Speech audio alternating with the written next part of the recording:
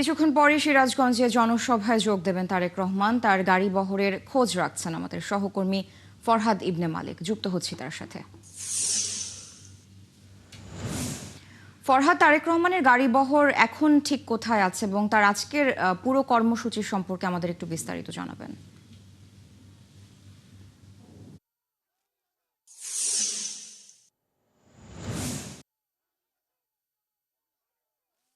একটা বিষয় দেখতে পাচ্ছেন যে এখানে আমাকে কিন্তু ঘিরে রেখেছে মোটামুটি দেখতে পাচ্ছেন তারা এখানে কিন্তু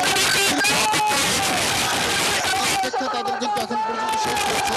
আমরা যা দেখতে পাচ্ছি একটা লম্বা সময় পর তারেক রহমান তাদের নেতা তাদের প্রিয় নেতা তারেক রহমান এসেছেন এবং তারেক রহমানের আগমন উপলক্ষে তারা যে কি পরিমাণ উচ্ছ্বসিত তা কিন্তু আপনি সহজেই দেখতে পাচ্ছেন। এই উচ্ছ্বাস কিন্তু প্রমাণ করে যে তারেক রহমান আসলে তাদের কাছে কতটা অর্থ বহন করে। আপনারা দেখতে পাচ্ছেন যে তাদের আগ্রহ, এই যে এখানে ফ্লাইওভার রয়েছে, রাস্তা রয়েছে, সব জায়গাতে গাড়িতে বাসে হেঁটে হেঁটে সমাবেশ স্থলে যাওয়ার চেষ্টা করছেন এবং তাদের আগ্রহ উদ্দীপনা একেবারে তুঙ্গে রয়েছে।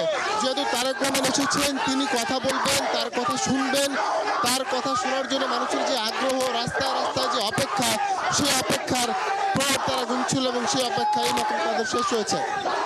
তারেক রহমান সিরাজগঞ্জে প্রবেশ করেছেন এবং সিরাজগঞ্জের প্রবেশের মাধ্যমে তিনি তার আজকের দিনে নির্বাচনের প্রচারণার প্রথম সমাবেশে অংশ নেবেন এবং এই সমাবেশের মাধ্যমে কিন্তু তারেক রহমান সিরাজগঞ্জের মানুষকে নানা রকমের কথা বলবেন। আর এরপর সর্বশেষ সমাবেশ যেটি রয়েছে সেটি আপনারা জানেন যে টাঙ্গাইলে সমাবেশটি রয়েছে। মানুষের আগ্রহ দেখতে পাচ্ছেন, এই আগ্রহ প্রমাণ করে আসলে তারেক রহমানের এখানে গ্রহণযোগ্যতা এবং তারেক রহমানকে নিয়ে আগ্রহ আসলে কতটুকু। তো সারা সমাবেশটি চলবে, কিছুক্ষণ পরে সমাবেশটি শুরু হবে এবং এই সমাবেশ শেষে তারেক রহমান চলে যাবেন তার পরবর্তী গন্তব্য অর্থাৎ টাঙ্গাইলে। এখন পর্যন্ত ফরহাদ, ধন্যবাদ যুক্ত হওয়ার জন্য। নিশ্চয়ই পরবর্তীতে আবারও আপনার সাথে আমরা যুক্ত হব এবং সেখানকার আপডেট আপনার মাধ্যমে দর্শকদের জানাবো। দর্শক যুক্ত ছিলেন সহকর্মী ফরহাদ ইবনে মালিক।